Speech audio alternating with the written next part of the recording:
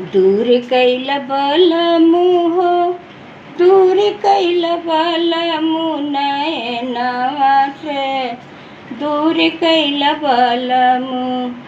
कईनी में कौनी कसूर हो नैना, वहाँ से दूर कैल बलमु।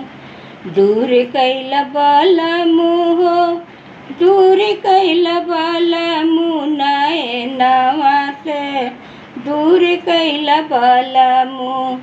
मिर्जापुर में कैला गुलजार हो, नैनवा से दूर कैल बलमु।